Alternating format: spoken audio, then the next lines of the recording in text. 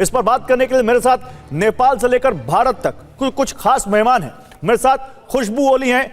उनके बारे में बता दूं कि आप सेंट्रल कमेटी मेंबर हैं राष्ट्रीय प्रजातंत्र पार्टी की नेपाल की, और फॉर्मर मिस टीन है नेपाल की, वो हमें ज्वाइन कर रही हैं।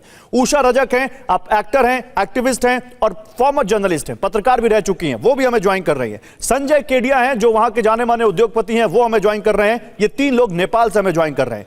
3 भारत से हैं। अवधेश कुमार जी हैं, वरिष्ठ पत्रकार, कर्नल शैलेंद्र सिंह हैं, डिफेंस एनालिस्ट, और प्रोफेसर अमिताभ सिंह है, विदेश मामलों के जानकार, वो हमें भारत से ज्वाइन कर रहे हैं। आप सभी का बहुत बहुत स्वागत है।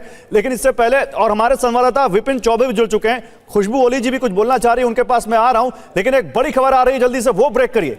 देखिए, नेपाल में नई सरकार बनाने को लेकर रास्ता साफ होता दिख रहा है। इस वक्त की बड़ी खबर हमें जो नेपाल से आ रही है, नेपाल में नई सरकार बनाने को लेकर रास्ता साफ। अंतरिम पीएम को लेकर एक बड़ी खबर आई है नेपाल से। सुशीला कार्की वहां की अंतरिम पीएम बन सकती हैं। जेन जी की जो वर्चुअल मीटिंग हुई है उसमें उनके चेहरे पर आम सहमति बनी है, ये सूत्र बता रहे हैं। वर्चुअल मीटिंग में 5000 से ज्यादा लोग शामिल हुए थे। नेपाल के सुप्रीम कोर्ट की जस्टिस रह चुकी हैं सुशीला कार्की, और वो नेपाल की अंतरिम सरकार में प्रधानमंत्री बन सकती हैं। जेन जी की इस वर्चुअल मीटिंग में इस पर सहमति बनी है। ये इस वक्त बड़ी खबर आ रही है, सूत्र ये बता रहे हैं। सीधे विपिन चौबे, हमारे संवाददाता जो इस वक्त काठमांडू में ही मौजूद है, उनके पास चलते हैं। विपिन, क्या अंतरिम सरकार और अंतरिम प्रधानमंत्री को लेकर कोई सहमति बनी है? बताइए जरा सुशीला कार्की के बारे में।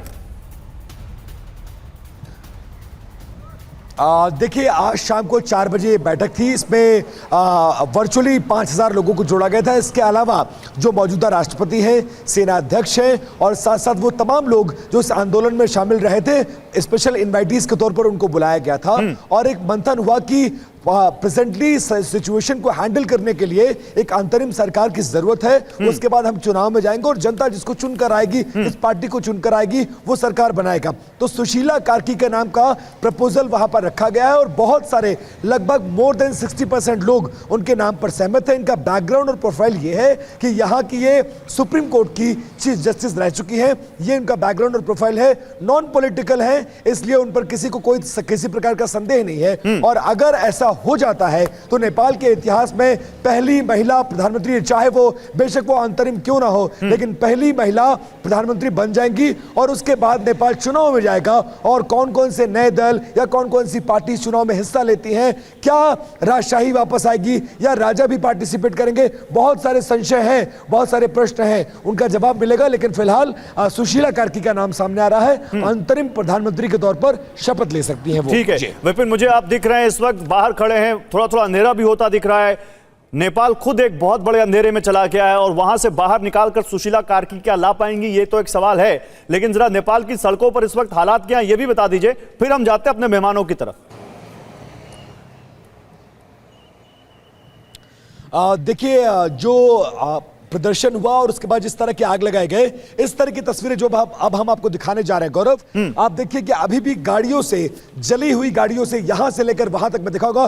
थोड़ा चेतन फास्ट, हमारे पास समय कम है। इस तरह से देखेंगे, यहां देखिए अलग अलग जो बिल्डिंग्स है, वहां दूर तक बिल्डिंगों में पत्थर मारे गए हैं, वो आपको नजर आएगा। सामने आपको सेना के लोग नजर आएंगे जो आने जाने वाले हर शख्स से पूछते हैं आप कहां जा रहे हैं, क्योंकि कर्फ्यू इंपोज कर दिया गया है। और उसके बाद इस तरह की गाड़ियां, बिल्डिंगों में आग, हालांकि आग अब जितने पूरे शहर में लगी हुई थी, उस आग को तो गौरव बुझा लिया गया है, लेकिन इस तरह की खड़ी गाड़ियां ये बता रहा है कि नेपाल किस त्रासदी से गुजरा है और क्या क्या इन 24 घंटों में हमने अपनी आंखों से देखा है। समझ लीजिए, हमारी गाड़ी को भी जला दिया गया, और कल लोगों पे जैसे शैतान सवार था, वो पूरे शहर को जला डालना चाहते थे, और सरकार और सरकारी संपत्ति, मंत्री, सांसद, विधायक, उनसे ऐसी दुश्मनी निकाला जो शायद नेपाल के इतिहास में ये दर्ज हो गया है। और कैसा, और मैं ये कामना भी करूंगा कि सिर्फ नेपाल नहीं बल्कि दुनिया का कोई भी देश इस तरह का रेपिटेशन देखने को ना मिले, क्योंकि संसद भवन, लोकतंत्र का मंदिर जल रहा था, राष्ट्रपति भवन जल रहा था,